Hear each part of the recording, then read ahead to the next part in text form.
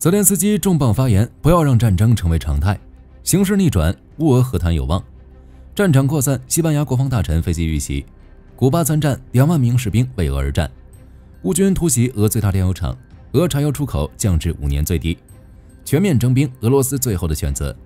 为弥补战争消耗，俄财政部提高增值税。福特号出击，威慑俄罗斯。精彩资讯马上开始。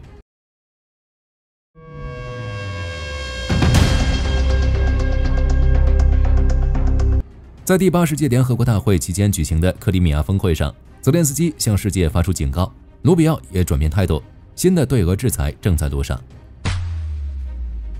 这是克里米亚峰会首次在全球舞台上进行。在峰会上，泽连斯基表示，我们必须采取行动，让俄罗斯知道，我们记住，我们不会原谅，我们正在为国际法和基本人类正义的胜利而战。之后说出了那句让火力军浑身起鸡皮疙瘩的话，不要让战争成为常态。按照泽连斯基的表态，俄罗斯希望让战争成为新常态，并在全球实施这一战略。这是自己淋过雨，所以要把其他人的伞都撕了。就近期的局势来看，俄罗斯的目的注定落空。普京的不合作态度彻底惹恼了特朗普。前几天就表示乌克兰有能力夺回全部领土，也开始在和谈上出力。美国国务卿卢比奥呼吁拉夫罗夫停止在乌克兰正在进行的杀戮，莫斯科应该采取有意义的步骤来解决乌俄战争。卢比奥声称，如果普京继续不作为，特朗普有机会和选择对俄罗斯实施新的制裁。最终结果如何，火力军也无法确定。不过可以预测的是，接下来在正义这条路上的国家会越来越多。在联合国大会上，泽连斯基表态，战争已经蔓延到太多人，只有武器和联盟才能阻止俄罗斯。在宣讲时，泽连斯基警告说，和平仍离不开军事实力，除了我们自己，没有人能保证安全。只有强大的联盟，只有强大的伙伴，只有我们自己的武器。从俄罗斯入侵波兰、罗马尼亚以及爱沙尼亚来看，俄罗斯正在将战争推得更广更深，并敦促各国利用一切手段迫使侵略者停止。最终有多少人能听进去，并向乌克兰提出军援，我们暂时无法确定，但正义的小伙伴自然是越多越好。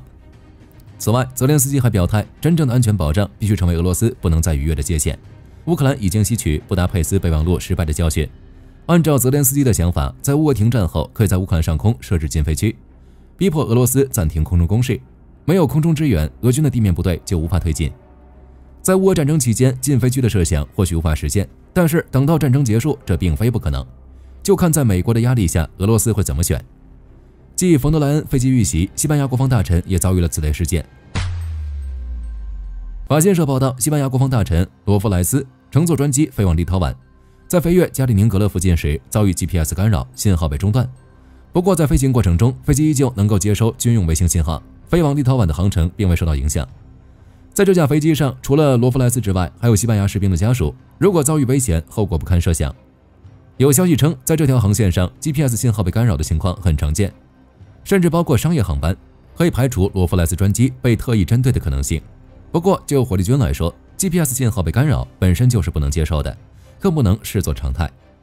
在与立陶宛国防部长萨卡利埃内举行的联合记者会上，罗弗莱斯表示，所有人都有权在整个欧洲领土上飞行和行动，而不应该像我们经历的那样，我们非常清楚这是谁的干扰。萨卡利埃内也表示，这再次表明俄罗斯是一个完全不遵守任何规则的邻国，也丝毫不在乎可能造成的损害。在此之前，欧盟委员会主席冯德莱恩乘坐的飞机在保加利亚同样遭遇了 GPS 干扰，虽然当时就怀疑俄罗斯是幕后黑手，但最终没有深查下去。凶手是谁其实一目了然，一家亲乌克兰的调查媒体此前发现，俄罗斯正在加里宁格勒州建造一个圆形天线阵列，这是一种专为无线电情报或通信而设计的军用及天线阵列。俄罗斯或许就是使用这种武器监控北约在东欧和波罗的海的通信，对周边造成了影响。瑞典交通管理局指出，自2023年以来，来自俄罗斯的干扰显著增加，目标主要包括 GPS 在内的卫星导航系统。这种情况几乎每天都会发生，影响范围覆盖波罗的海上空。发展到现在，干扰不仅出现在国际水域上空，还延伸到了瑞典陆地。除了航空业，所有依赖卫星系统的关键基础设施都会受到波及，包括海上航运。这种不正规的军事行动遭到了欧洲国家的联合谴责。在6月初，瑞典、芬兰、爱沙尼亚、立陶宛、拉脱维亚和波兰在国际民用航空组织理事会上提出抗议。就结果来看，似乎没什么效果。在这种情况下，欧洲的选择只有一个，那就硬碰硬。战场之上，乌克兰透露有2万名古巴兵为俄罗斯而战。乌克兰情报总局发言人安德里尤索夫表示，已经可以确定，在俄军内部有1000多名古巴士兵服役，其中至少有39人在战斗中丧生。乌克兰估计古巴新兵的数量可能达到2万人。根据媒体的报道，这些人是古巴雇佣兵，平均年龄为35岁。这些人为俄罗斯而战，大概率是为了养家糊口。俄罗斯承诺，只要来俄罗斯服役，每月2000美元。不过，就跟之前说的那样，钱多但拿不到。乌克兰官员还出示了古巴雇佣兵的信件，抱怨合同到期后没有被解雇，以及俄罗斯招募人员欺诈古巴士兵工资的文件。不过说是雇佣兵，但火力军估计应该是带有古巴官方色彩的。在2023年的时候，就有消息传出，俄军参与了招募古巴人服兵役的消息。当时古巴政府宣布逮捕与人口贩运团伙有关的人，后面就没消息了。很明显，双方这是共谋。如果没有古巴政府的支持，这种招募是不可能进行的。火力军有理由怀疑，古巴这是效仿朝鲜向俄罗斯派遣敢死队，俄罗斯则给予一定的援助，比如提供先进的军事装备，帮助其军队现代化，以优惠条件向古巴提供石油、粮食等，或者是帮助古巴发展某些关键技术或基础设施项目。石油、粮食这些大概也不会少，具体给多少就看古巴的援助力度了。拉夫罗夫曾明确表示，古巴是俄罗斯在拉丁美洲的优先合作伙伴。绍伊古也曾表示，古巴是俄罗斯最重要的盟友。在2025年的时候，俄罗斯就与古巴签署了17份安全文件，涵盖医疗、科技、教育等领域，并推进短期国民经济计划。表面上是这样，背地里有什么交易那就不好说了。古巴一直把俄罗斯视为战略伙伴，给点兵也不是不可能，只是从地缘政治考虑，古巴不敢像朝鲜那样全力支持俄罗斯。之前乌克兰议会外交关系委员会主席亚历山大·梅列日科表示，允许俄罗斯招募的国家应被视为战争罪的共犯，特别是朝鲜与古巴。在对俄本土袭击上，乌克兰也没有松懈，再次击中俄最大炼油厂，俄罗斯柴油出口降至5年来的最低水平。莫氏新闻报道，乌军向奥伦堡附近的萨拉瓦特炼油厂发射了无人机作战群，随后炼油厂起火爆炸，并伴随浓浓的黑烟弥漫在城市上空。地方当局证实，该工厂已经停摆，紧急服务部门正在现场工作。萨拉瓦特炼油厂是巴什科尔托斯坦南部最大的石油加工企业，属于俄罗斯最大的几个能源厂之一。基辅独立报报道，在2024年，该公司的收入为3030亿卢布，净利润为44亿卢布，一年可以加工超过1000万吨原油，提供150多种石油产品，包括向俄军输送的燃料能源。从近期的消息来看，这已经是该炼油厂第2次遇袭。在9月18日的时候，乌军就袭击了该厂。在乌克兰的连续袭击下，萨拉瓦特炼油厂再想跟之前那样年加工1000万吨原油已经不可能了。此外，乌军第14团袭击了俄罗斯境内的2条输油管道，分别是布良斯克地区的巴恩输油管与萨马拉州的 LVDS 管道。黑海方向图阿普塞港的俄罗斯石油出口基础设施也遭遇乌军无人机袭击，一个装油码头被击中。图阿普谢港属于俄罗斯南部石油出口的主要设施之一。彭博社报道，目前该港口已经暂停了石油运输。英国金融时报披露，自8月以来，乌军的无人机已经袭击了俄罗斯38家炼油厂中的16家，扰乱的石油日产量已超过100万桶。频繁的袭击导致俄罗斯柴油出口直接降至5年来的最低水平。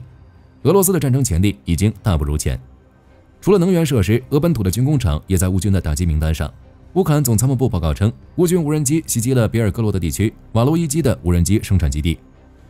根据媒体的报道，瓦卢伊基火车站附近发生大火，损害的结果和程度正在评估中。该地区州长也证实这一点，有34架无人机来袭，拦截了其中16架。只能说，这州长还没学到克里姆林宫的精髓。这话一出，接下来很长时间里基本别想晋升了。按照俄罗斯国防部的套路，肯定是无人机全部拦截，没有任何损失。另一边，新罗西斯克也遭遇袭击，在黑海舰队转移至该地区后，其就成为了乌军的重点打击对象。本次袭击后，俄罗斯官员强调了对民众的影响，对军事损失却是只字不提。作为黑海舰队的重要后勤和海军枢纽，恐怕是俄罗斯不想揭伤疤，毕竟黑海舰队已经够惨了。通过袭击新罗西斯克，乌克兰发出了一个信息：俄罗斯在黑海沿岸所谓的安全区，现在也已经触手可及，俄罗斯注定无路可逃。为了弥补战场损失，俄罗斯现在是什么都不管了，计划规定全年征兵服兵役，甚至是提高增值税。俄罗斯总参谋部组织动员总局副局长弗拉基米尔·齐姆良斯基宣布，俄罗斯秋季征兵工作将于10月1日启动。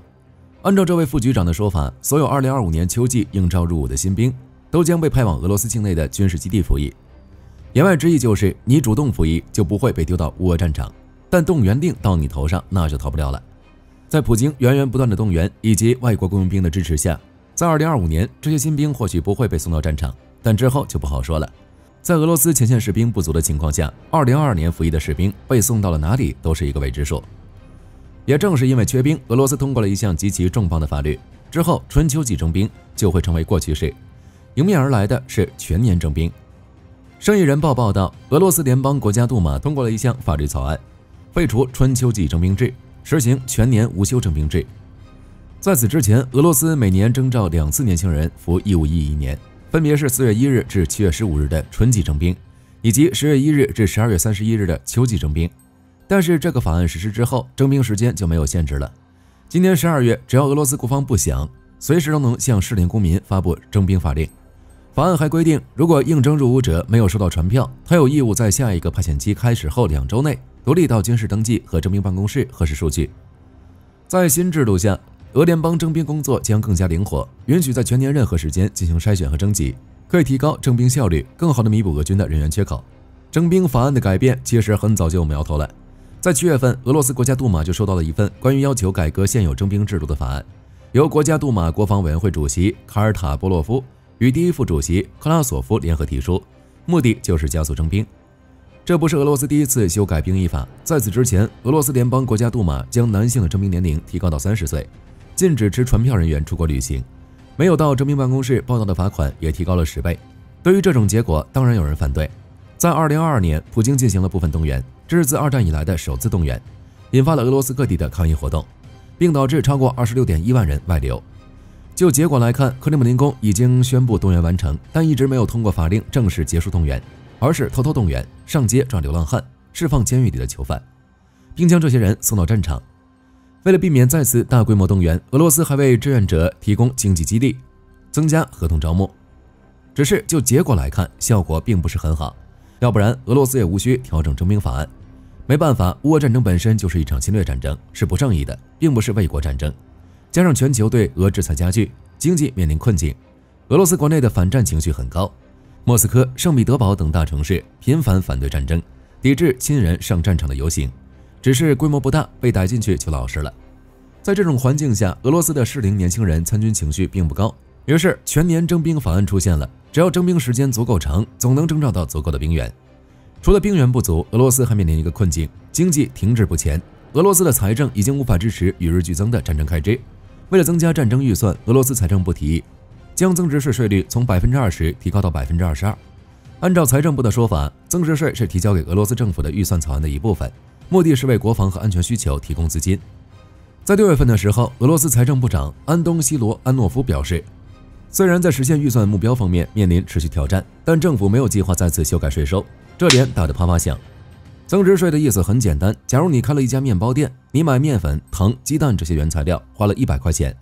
这100块钱里其实已经包含了卖原材料的商家交过的增值税，然后你把这些原材料做成面包卖了200块钱，那多出来的100块钱就是增值部分，国家就要对这100块钱收增值税。说白了，还是由消费者出这个钱。根据目前的消息来看，除了增值税，俄罗斯还计划对博彩公司征收新税，包括 25% 的企业所得税和 5% 的接受投注，以及其他增加战争预算的措施。具有社会意义的商品，包括药品、食品的增值税税率将保持在 10%。增税没什么，这是俄罗斯政府的主要收入来源。其实上一次提高税率是2019年，从 18% 提高到 20%。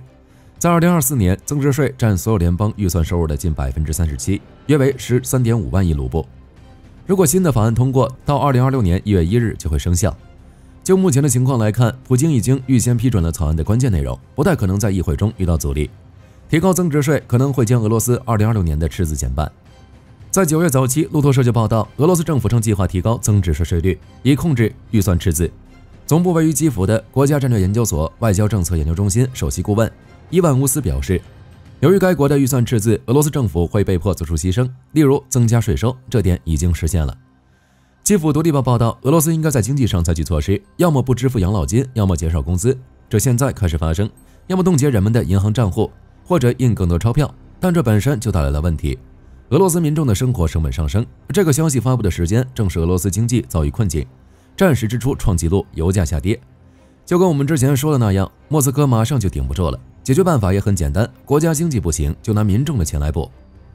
增值税提高之后，克里姆林宫舒服了，但俄罗斯民众就难受了，因为从本质上来说，这个税是消费者掏钱。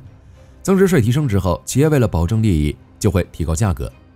只能说俄罗斯民众是真惨，适龄男子上战场当炮灰，留在俄罗斯的人又被当成了韭菜。战场之外，福特号出击，率领北约军舰进行海军演习，威慑俄罗斯。英国防务杂志报道，从9月22日至26日，北约举行海王星打击 2025-3， 展示北约的海上能力，并加强其对俄罗斯侵略的威慑。在本次演习中，有来自13个盟国的1万多名人员参加，横跨地中海、亚得里亚海、北海和波罗的海。美军福特号率领军舰联军，包括丹麦护卫舰尼尔斯·朱尔号、法国护卫舰布列塔尼号，以及美国驱逐舰马汉号和温斯顿·丘吉尔号驱逐舰。北约的海军打击和支援部队也随时待命，包括土耳其的阿纳多卢号、意大利的圣乔治奥级等。演习包括舰载机起飞、意大利南部2栖登陆、潜艇巡逻和大规模伤亡演习，强调了北约在注重国防和国际法的同时，能够快速整合多国部队。北约举行演习，火力军并不意外，但问题在于最近这段时间，俄罗斯无人机、战机频繁入侵北约领空，双方爆发冲突的可能性大幅增加。那本次演习的目的就很明确，威慑俄罗斯，再敢入侵那就打。加上特朗普的态度转变，这并非说说而已。之前还有报道称，德国计划到2035年购买3艘大型远程导弹舰，作为其最新海军战略的一部分。从战力来看，海陆空三军无论哪方面，俄罗斯都拼不过备战中的北约。中东方向，伊朗传来新消息，首次试射能够到达美国的洲际弹道导弹。伊朗议员莫赫森·赞格内在接受采访时表示，伊朗已成功试射其首枚洲际弹道导弹。在宣布试射的前几天，在伊朗上空发现了一条弹道导弹发射痕迹，可能就是正在测试的洲际弹道导弹。在网上流传的照片和视频中，可以看到导弹后面出现了几个点，沿着导弹的发动机轨迹，只是在已发布的图像中没有显示发动机轨迹在大气层上层扩张的痕迹，可能是被强光线遮挡，我们看不到。但最有可能的是，应该是导弹没有到达太空或高层大气，算是试射失败。至于这枚洲际弹道导弹的型号，大概是霍拉姆沙赫尔5。在8月份的时候，伊朗 MEHR 新闻社透露，伊朗或许已经开发出了或者正在准备进行首款洲际弹道导弹的测试，这就是霍拉姆沙赫尔5。液体燃料推进，长度大致12米，发射时的重量在14到15吨之间，射程大概可以达到1.2万公里，速度达到16马赫，可以携带大约2吨的弹头。如果这些数据准确，伊朗就会成为少数几个具备跨洲打击能力的国家。在8月份的时候，伊朗国防部和伊斯兰革命卫队都没有正式承认进行过相关的测试。事件来到9月份，这件事就被证实了。就威力来看，这款洲际弹道导弹为常规弹头，不过考虑到伊朗正在研发核武，所以有媒体怀疑霍拉姆沙赫尔5就是核武器运载系统，用来威慑全世界。不过无论是导弹还是核武，都是8字没有一撇，最终结果如何，火力军将持续关注。好了，这期视频到这儿就结束了，各位觉得古巴会不会参战？可以在视频下方留言，大家一起讨论。喜欢的话不要忘记点点关注，我是火力军，下期见。好的，各位观众，今天给大家推荐一款 T 恤，不仅超有态度，还堪称性价比之王。首先，它超级轻，拿在手上轻飘飘，穿上身更是零负担，舒服到让你忘了它的存在。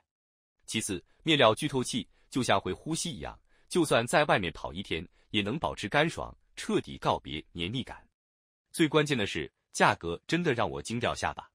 仅需很少的钱，你就能拥有这份清爽，质量和舒适度绝对远超这个价位，闭着眼入都不亏，多买几件换着穿也毫无压力。链接已经给你们上了，这种宝藏 T 恤手慢无，赶紧去抢。